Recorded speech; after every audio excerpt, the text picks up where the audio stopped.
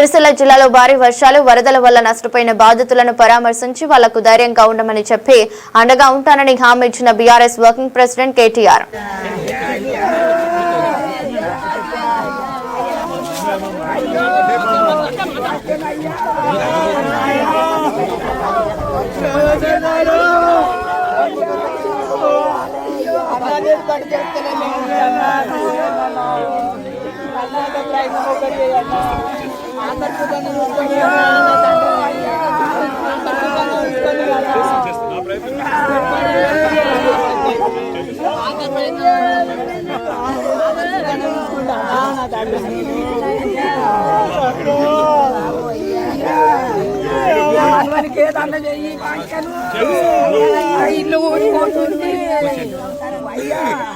నలుగురు తీసుకొచ్చారు కదా బయట నువ్వు దొరుకుతాడు నా మెదక్లో ఒక ఆయన చెట్టు ఎక్కి ప్రాణం కాపాడుతున్నాడు.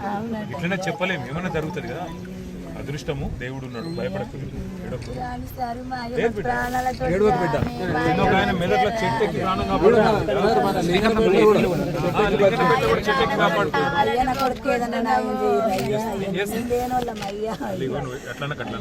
మొదలు ఆయన ప్రాణాలతో రాని ఆయన ఎక్కుదాం మొదలు, తర్వాత నేను వస్తాను, మళ్ళీ కలుస్తాను. బస్ అందు పెట్టాను.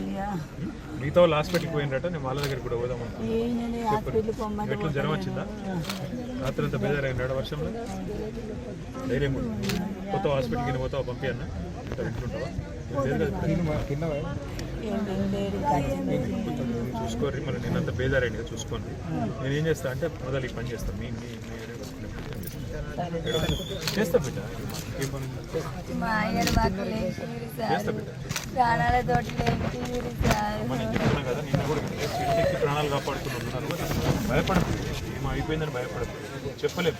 ఇక్కడ అంతా రాత్రి అంతా చీకటే కదా, దేవులాడుతుంది. ఇప్పుడే వర్షం తగ్గింది, దేవులాడుతుంది. ఏం కాదు మా, ఏదైనా చెట్టు గిట్ట దొరికితే పట్టుకొని ఉంటారు కదా.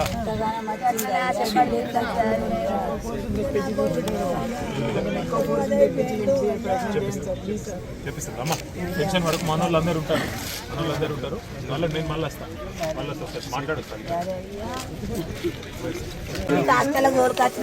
బాగలేకపోతే అయ్యా అడకాల మీద పడ్డా, అయ్యా ఆయనకి యాక్సిడెంట్ అయ్యా నిలబడి తోడుకొని వచ్చిండు, అయ్యా అయ్యని ఆయన చేసుకొని నిన్ను ఏమది కాలేను అయ్యా.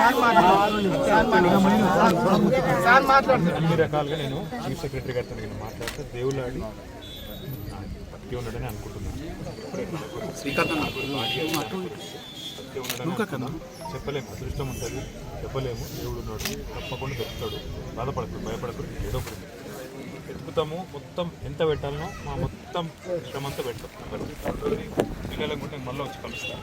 ఇవాళ మొదలైన దొరకాలి, మొత్తం దాని మీద చూద్దాం. పిల్లలను మీకు ఇల్లుది నువ్వు చెప్పినావు, నాకు అర్థమైంది.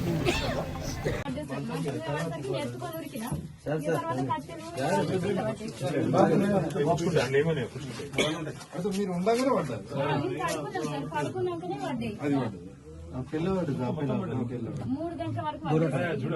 చూడలే, ఇప్పుడే